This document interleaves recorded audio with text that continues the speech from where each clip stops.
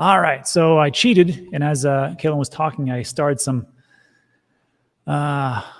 different comments, and there's some pretty good ones. Dave Jensen says, lately I've been logging in fear that someone had bad happen to Uphold. Seems like a cancer, these hackers. Why is no one in jail yet? And this is the thing I've been talking about. You got to make your voice heard. I know some people gave me a lot of guff for talking about reporting these scams and these rug pulls to the New York Attorney General. But look, evil flourishes when good men do nothing.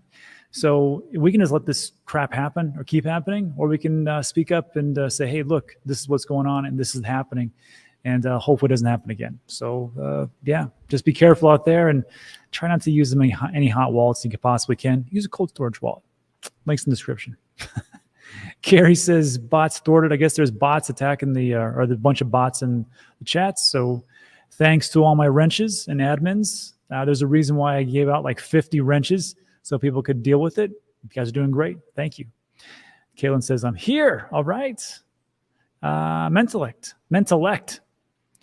Home prices are going down, but Blackrock has been buying up homes below 500K. This is the thing that's really concerning to me. We just did that video, we just did that article about Blackrock, how they waited for the right time to get into crypto, which is when everything was going, down. I mean, we're at like a 75% correction from the Bitcoin all-time high. It was a beautiful play. Great. Good for them. The thing that concerns me, though, is that BlackRock and other institutions are really buying up housing throughout the entire United States and probably globally, if you want to take a look at it. The question then becomes, if they have so much in their balance sheet and they can't get rid of it, my question was twofold. The question is, if they can't get rid of it and it's on their balance sheet and it's liabilities and it drags down the company because there's that separate division, will those things get sold off? Will there be another bailout? Or if they're buying these houses to resell, that's one thing. But the second thing, and the more nefarious one, is if they're buying all these houses to rent out, well, now you got a bigger problem, because they can set any kind of rents that they really want to, especially if they are the majority holders. Because imagine this. Here's a great point, actually. Where was it? From Robin. Damn, I've just been looking for a rental here in Santa Cruz, California, paying $2,000 for a tiny converted garage with no yard, and that's super cheap. No relief in sight. Even lots go for $1 million. So the question then is, if you have these big institutions and even BlackRock with 10 trillion assets under management, and they're setting all the rates for the rent, how far out do people get priced out, and can they actually be a part of the whole system, or just go, you know what, I can't even rent because I'm priced out of this whole situation? It's a scary thought, and it's one that can become a reality real quick. So we'll see. Let's see. Architect Jeff says real estate may be affected on macro. Also depends on the micro economy. That's true. It's all local. But there are some places that we talked about, Miami, Austin, and then Caitlin can really tell you the ones that how everything's doing in Phoenix. This is a good question for Caitlin. Caitlin, have builders stopped new construction? That's a good question. I know here, in El Paso, they haven't stopped the construction totally, but they've gone away from the McMansions and they're going for smaller houses, which I think is a good idea, especially if the average house cost is $405,000. If they say, well, we're going to build a $405,000 house, they're just going to lose their ass, because what's going to happen is people aren't going to be able to pay for that and have to hold on inventory. But if they build a house for $250K, well, they can sell those pretty quick. Just saying. Let's see. What else? This is a good point. Yugun. That's why I'm letting mine go. See you in 2 years. This is something I talked to Paul Barone from the Paul Barone Network. He lives in Miami. He's been there for years and years. And he was telling me that a lot of the upper echelon of people with multi-million-dollar houses were selling their houses back in November, December, January, and they were moving out and getting just smaller rentals because they knew what was going to happen. They sold at the peak. They get a nice new rental for a while. They wait for things to come back 25, 35% reduction, and they buy right back in, and a nice little profit over 2 years. It's not a bad idea, actually. So that's what we got. Let's see. So that was the starred ones. Let's see what we got here.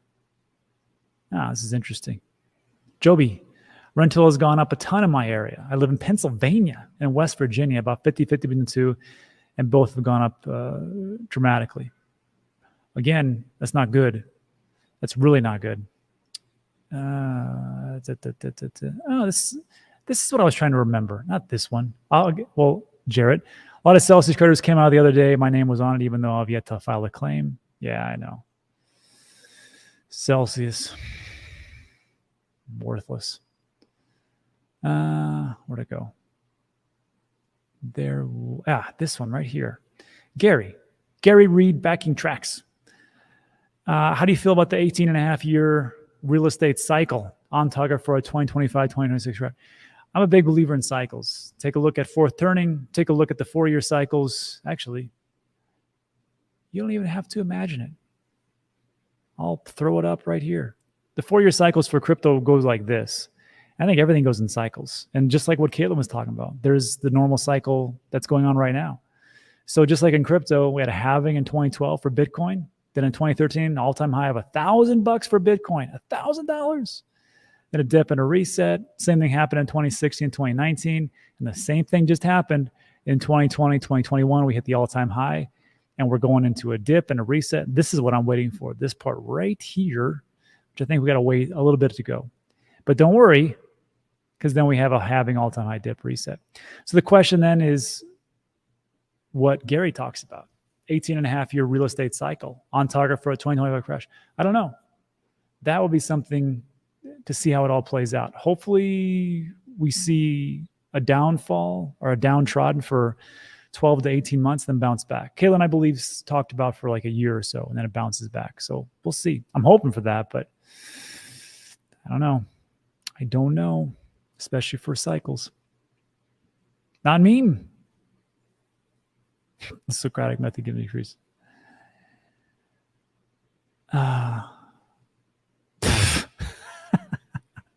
Hi, Rob. You were right. America is not the center of the universe. That would be Great Britain. Remember to us, you were just an ex-colony. Yeah, you know what? I sent a message to Guy on the 4th of July. It was a Monday. And I said, hey, have fun working. We're just taking a day off. Little dig. Let's see. Okay. Kaylin says, I see a correction, but not a crash. Definitely cyclical, especially coming out of the unsustainable market the last 2 years. Which is right. I mean, we see that's why in our market, we see these cycles condensed and so fast. 4-year cycles is a very long time if you really think about it. If you take a look at the economic output for America, the last time we had a pretty big downtrodden, I mean, going away from COVID, which was just a black swan event, 2008 and 9. Since then, we had a robust economic output for 12 years or so. And now here we are. So these 4-year cycles, I think this, because we're so volatile, everything just so condensed. But we make it unsustainable every 4 years because it heats up so fast. And that's why, like, you see, like, Bitcoin goes from 1,000 to 20,000, then to 60,000, and then of course next cycle, who knows what it will be. So I can see how maybe it's just real estate was unsustainable for a bit. Now it's just a pullback. All right. This is a great question. Do you see the up and coming water shortages playing a bigger role in the real estate markets? Pretty soon they won't be able to supply enough water to places like Arizona and California, not to mention Las Vegas and Lake Mead, those types of areas. And, you know, like, I know a lot of people give a lot of guff to Michael Burry from The Big Short, but one of his big plays is water, and he believes that there's going to be a massive water shortage. But he's been saying this for like 7 years, and I can see it actually happening. But again, it's not all doom and gloom. Look around. There are some good parts. Let's see. But babe, I am house poor because I live in my car. Probably saving a lot of money. I'll tell you that.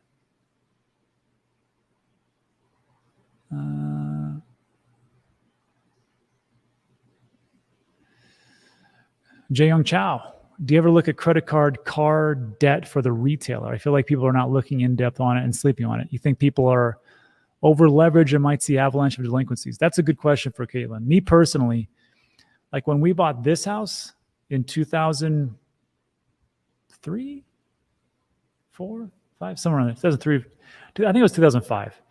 Our interest rate was 6.86, almost 7%. We thought we were getting a steal. And then when I walked into the bank, like, sir, what do you do? And I told them medical industry, pharmaceuticals and things, and medical device sales. Like, oh, okay, well, how much do you make? I told him. Like, okay, good enough. You're approved for this. And I was like, that's it? He's like, yeah, that's it. You can do it. And I was like, wow, that's unsustainable. And sure enough, it was. So I guess the bigger question is really how far back are banks looking at things? I haven't gotten a loan for a while.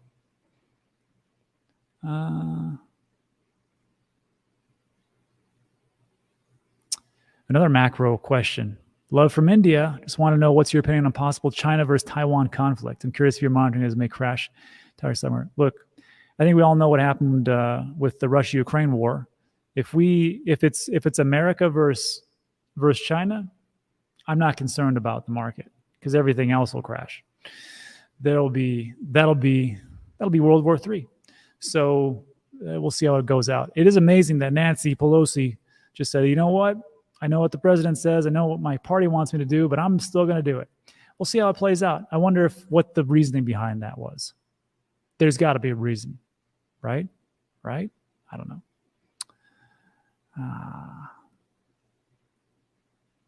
Y'all been in a boom for a decade, exactly. Bobby Schaus, top 3 exchanges still standing up for this: Binance, FTX, and probably Coinbase, and OKX.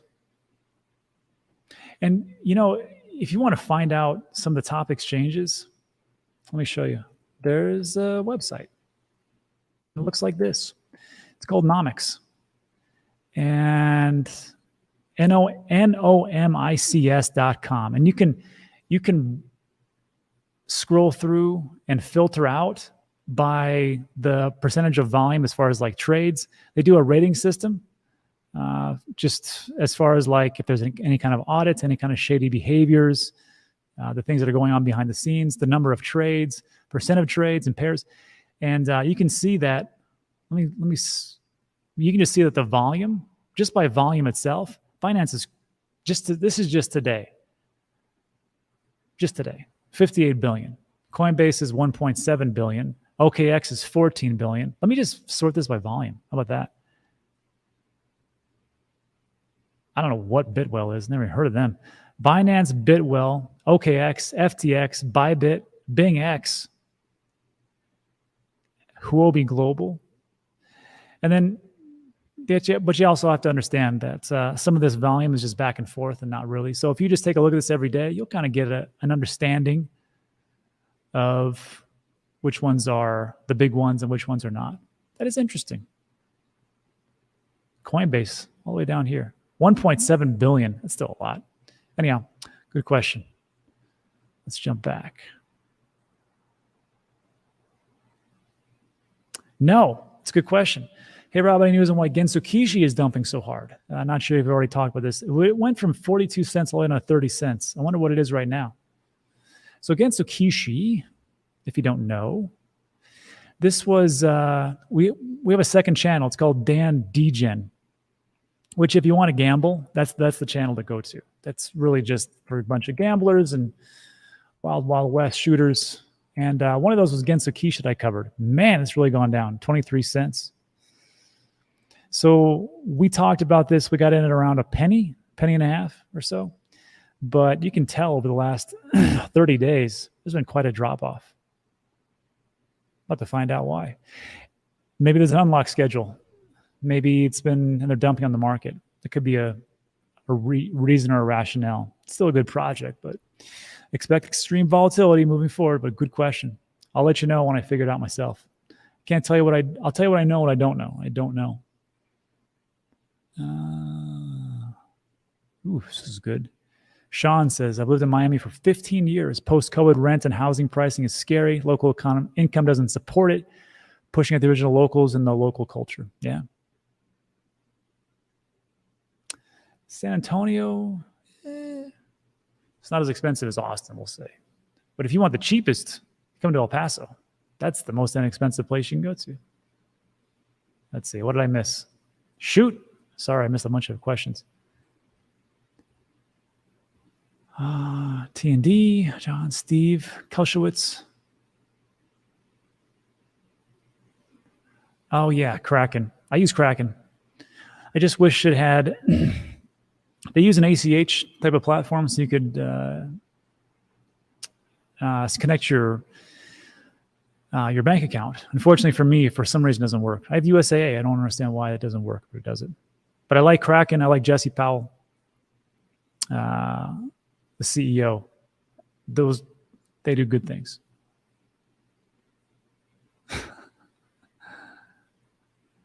It's a good question. Why do we allow companies to buy houses that should only be sold to citizens and individuals? A free market. That's how it goes. Thoughts on Michael Saylor stepping down? I don't think Michael Saylor, even for MicroStrategy, I don't think he was really into it anymore. He's got a clear path. Same thing with like Jack Mallers and people who just start to dedicate their life to Bitcoin. They see Bitcoin and that's the only way. And it drives them. Again, it's not so much about how much money you make. It's what drives you in your day-to-day operations. And if it's not your job or if it's not your business, then it's time to get out. Unfortunately, some people can't get out. Some people are stuck in their jobs. Believe me, I used to be there. It sucks. You don't want to be that guy or that gal. That's why it's important to, try to dabble into investments, assets. Don't be cash heavy all the time. Doesn't really work like that in the long term. That's just me though. Let's see. Oh yeah. Ron says, do you think the altcoins that are already negative, 95% can still go down if there's a World War III? Absolutely. And if you think that Bitcoin's going to be above 10K in World War III, might be a fantasy world. Some people will say, but Rob, you don't understand. It's the hardest asset out there. Trust me. There's enough. In here, we are in a bubble. You have to understand. Go outside and talk to anybody about Bitcoin and how much they believe in it, and they understand the philosophy. They understand about hard money. They understand about fractionalized lending from banks. They understand about inflation and how that and the detriment that causes. They don't know. And if you think that people are going to put their faith into Bitcoin, we will for the most part. But a lot of people out there are like, nope. Cash is king. I will keep cash. They'll even go to gold. They'll go to silver because guess what? And if it really goes down the tubes, that's what it'll be. Now, at some point, they'll figure it all out. But I don't think it's going to be. If World War III happens tomorrow, nobody's selling all their assets and putting everything in Bitcoin and saying it'll be fine. It's still a risk-on asset. Ooh, what? Jeff comes here with the fire. Rob, did you see Voyager's new presentation stack today? Better offers than FTX's and plans to be done with bankruptcy by Q1 2023. That's great news. And thanks, Jeff, for doing my job. That's great. I like to hear these things because the FTX offer was not the greatest. And some people were saying it's good because Voyager's slumping so hard. I didn't think it was that great. I think they could have done better. Looks like they're doing better. So great. I will do a video on that. Let's see. China had 2 aircraft carriers. Yeah, and they also fired missiles. What are you gonna do?